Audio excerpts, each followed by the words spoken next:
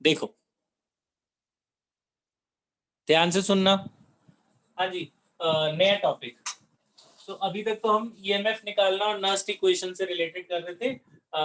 Equilibrium में आपने देखा ईएमएफ और केसी का रिलेशन, ई नॉट और केसी की रिलेशन, नेट ईएमएफ तो जीरो हो जाता। अब है हम पढ़ रहे हैं बेसिकली इलेक्ट्रोड के बारे में। मैंने जो रॉड डाली जाती है सेल के अंदर, उसके बारे में हम कुछ चीजें पढ़ रहे हैं। जैसे सबसे पहले है रेजिस्टेंस।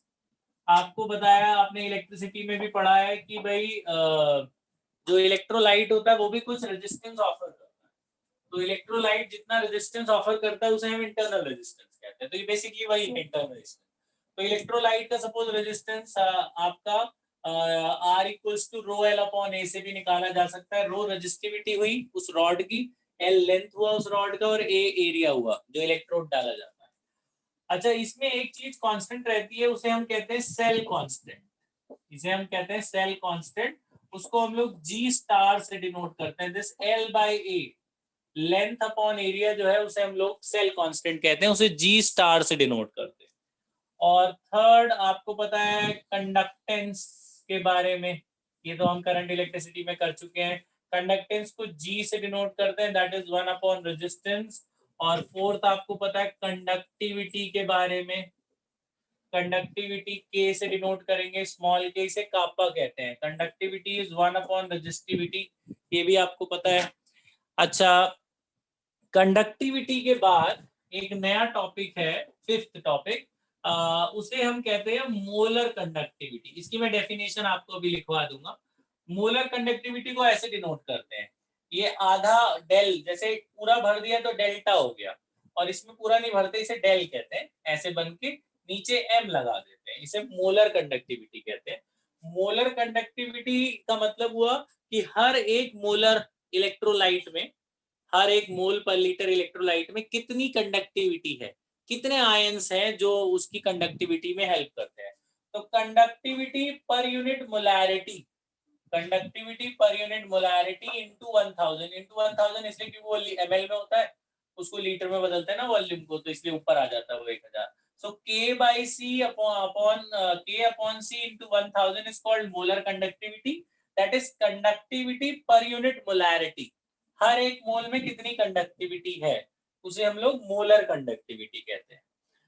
अच्छा, SI unit of this, SI unit of molar conductivity is Simon meter square per mole. Simon metre square per mole, ये आपकी इसकी SI यूनिट है मोलर कंडक्टिविटी की। और कंडक्टिविटी की भी यूनिट याद रख लेना इसकी, SI यूनिट ऑफ कंडक्टिविटी।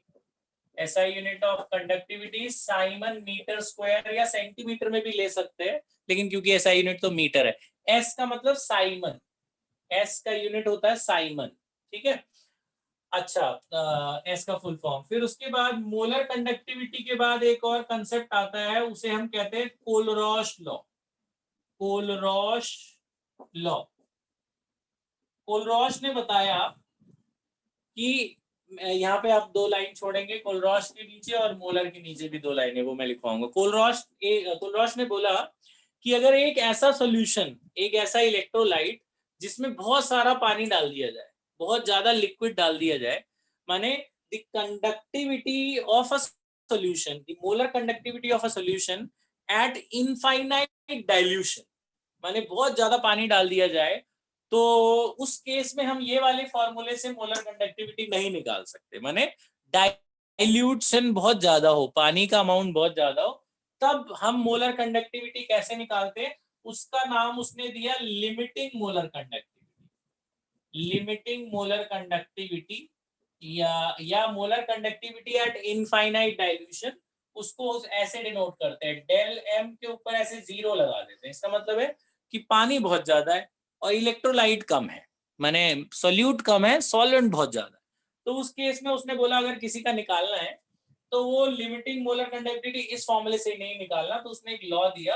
उसने बोला कि मोलर कंडक्टिविटी कैटायन का आपको पता होना चाहिए, मोलर कंडक्टिविटी एनायन का पता होना चाहिए, और दोनों को ऐड कर दो तो लिमिटिंग मोलर कंडक्टिविटी निकल जाएगी। फॉर एग्जांपल अगर मुझे लिमिटिंग मोलर कंडक्टिविटी निकालना है सोडियम क्लोराइड का, NaCl का लिमिटिंग मोलर कंडक्टिविटी निकालना है। तो उसने बोला कि इसमें कैटायन कौन है, सोडियम, एनायन कौन है, क्लोरीन। तो आपको इंडिविजुअल आयंस की लिमिटिंग मोलर कंडक्टिविटी वो लोग दे देंगे। तो आपको पूरे NaCl की अगर निकालनी है तो वो कहते हैं Na की और Cl की मोलर कंडक्टिविटी इंडिविजुअल ऐड कर दोगे, individual limiting molar conductivity Na और Cl की ऐड करोगे कैटायन और एनायन की, तो आपको NaCl की मिल जाएगी। इसी तरीके से एक और एग्जांपल देखते हैं। अगर मान लिया जाए आपको लिमिटिंग मोलर कंडक्टिविटी निकालनी है इसकी barium chloride, limiting molar conductivity आपको निकालनी है बेरियम क्लोराइड BaCl2 की, तो कैसे निकालेंगे? तो बेरियम क्लोराइड को अगर आप तोड़ेंगे तो इसमें से बेरियम आयन मिले और क्लोराइड आयन मिले दो, एक बेरियम और दो क्लोराइड आयन मिले, तो वो कहते हैं कि आप बेरियम का लिमिटिंग कंडक्टिविटी ले लो इनफाइनाइट डाइल्यूशन वाला, प्लस क्लोरीन का ले लो और क्लोरीन का डबल, तो एक बेरियम और दो क्लोरीन की लिमिटिंग कंडक्टिविटी को ऐड करोगे तो आपको बेरियम क्लोराइड का मिल जाएगा। इसी तरह मतलब इनके जो आयंस है उनकी कंडक्टिविटी को ऐड कर दोगे तो टोटल की लिमिटिंग कंडक्टिविटी मिल जाएगी। तब उस केस में ये फॉर्मूले से हम लिमिटिंग कंडक्टिविटी नहीं निकालते, ये कोलरॉश ने बोला। उसके बाद सातवां कंसेप्ट है, उसे हम कहते हैं degree of dissociation. Degree of dissociation या डिग्री ऑफ एसोसिएशन, जिसे हम सॉल्यूशन में भी कर सकते हैं, उसको हम अल्फा से डिनोट करते हैं। अल्फा का यहाँ पे थोड़ा अलग फॉर्मूला है, वहां पे अलग होता था सॉल्यूशन में, यहाँ पे अलग है। यहाँ पे अल्फा का फॉर्मूला होता है limit molar conductivity upon limiting molar conductivity, मतलब जो कोलरॉश से निकाली गई वैल्यू है और जो ये निकाली गई है इससे नॉर्मल मोलर कंडक्टिविटी, तो this divided by this, molar conductivity upon limiting molar conductivity की रेशियो को डिग्री ऑफ डिसोसिएशन कहते हैं।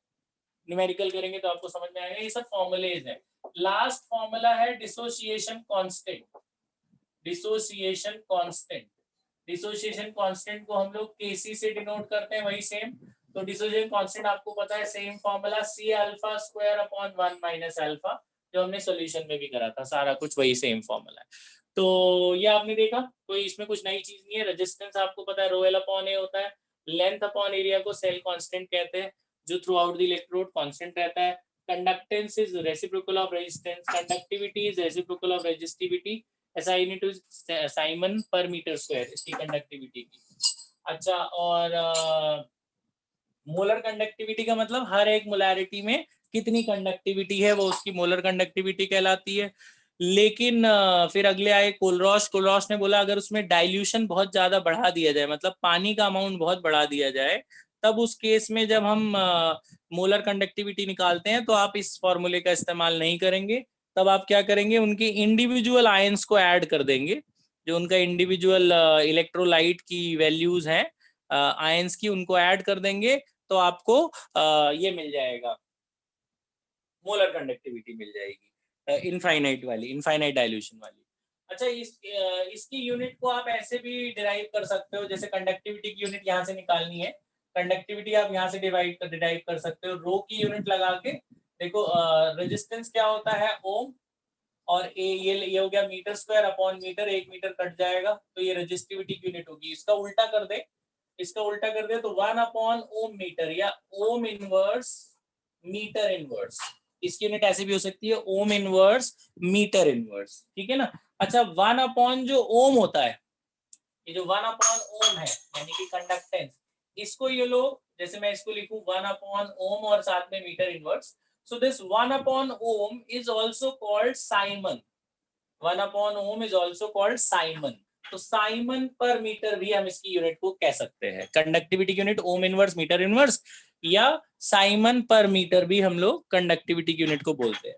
अच्छा, कोलरॉश ने क्या बोला कि इनके कैटायन और एनायन को ऐड कर दोगे तो पूरे की मोलर कंडक्टिविटी निकल जाएगी।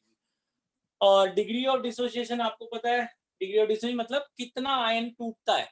जो स्ट्रॉन्ग इलेक्ट्रोलाइट होगा उसका सब कुछ टूट जा रहे, मतलब 100 में से 90% तक वो डिसोसिएट हो जाते हैं आयंस में, और जो वीक होता है उसका अल्फा कम होता है। तो ये निकलता कैसे alpha, this divide by this, माने molar conductivity upon limiting molar conductivity, फिर dissociation constant Kc C alpha square upon 1 minus alpha, यानी अल्फा यहां से निकालोगे, उसके साथ C क्या चीज है, C है मोलैरिटी या कंसंट्रेशन।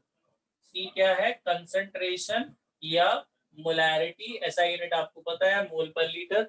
ये सारे फॉर्मूलेज आप लिख लो, फिर इनके ऊपर क्वेश्चंस करते हैं।